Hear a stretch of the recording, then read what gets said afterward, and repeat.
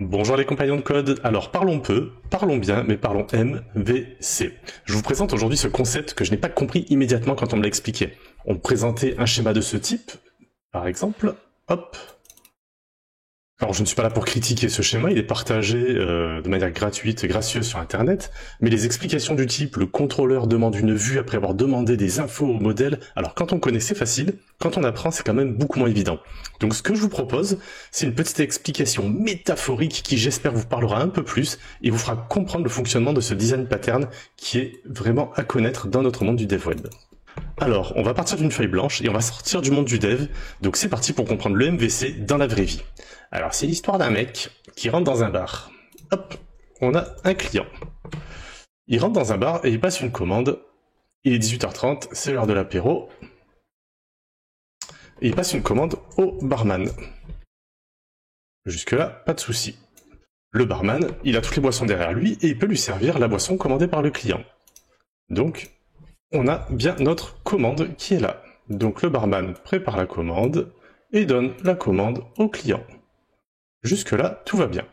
L'apéro se passe, le client commence à avoir un petit peu faim, et il demande au barman, est-ce qu'il serait possible d'avoir un repas, un steak frites par exemple. Soyons tout en finesse. Le barman, lui, ne peut pas le préparer, la commande. Il peut pas préparer le steak frites, il a pas ce qu'il faut sous la main, lui, il n'a que les boissons derrière lui. Donc il va les demander au cuistot. Et cuistot,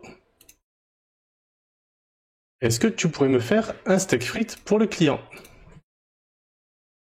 Le cuistot, pas de souci, je peux te faire ton steak frites. Le problème, c'est qu'il me faut quand même des ingrédients. Donc il faut que j'aille dans le frigo. À partir de là, hop, le frigo va pouvoir donner les aliments au cuistot. Le cuistot va préparer le repas qu'il va donner au barman, puisque le cuistot vient jamais vous servir en salle. C'est bien le serveur qui vous amène votre commande. Le serveur vous donne la commande que vous allez pouvoir déguster joyeusement. Et ben ça, c'est le MVC. Pas plus, pas moins. Le client demande au barman. Si le barman peut servir directement, eh ben on va avoir la commande qui va être fournie directement. Mais si le barman ne peut pas, il va demander au cuistot de préparer le plat. Le cuistot va récupérer ce dont il a besoin dans le frigo. Il va redonner ça après préparation au barman qui va prendre la commande et la donner au client. Là, vous avez en fait le schéma MVC. Alors, pour savoir qui fait quoi dans la vie, le client, c'est affiché dont on parle peu quand on présente le MVC, je trouve ça dommage, parce que c'est un petit peu notre point d'entrée dans tout projet qui se respecte, c'est l'index.php. On parlera ici d'un projet en PHP, mais autrement, on a bien notre fichier index qui est le point d'entrée, le point principal.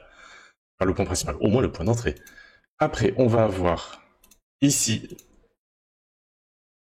notre contrôleur qui va se dire est-ce que je peux donner directement la commande ou pas. Si je peux donner la commande sera une vue.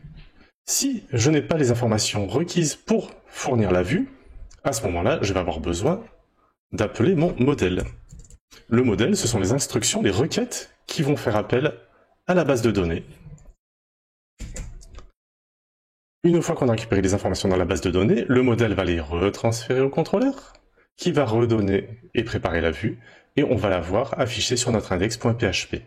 Si vous avez compris ce principe de je fais une demande, si je peux être servi, j'ai ma vue qui apparaît, je fais une demande, si je ne peux pas être servi, je demande au modèle de me la préparer, en récupérant les données là où c'est nécessaire, et après je fais la vue. À ce moment-là, si vous avez compris ça, eh bien vous avez compris le MVC.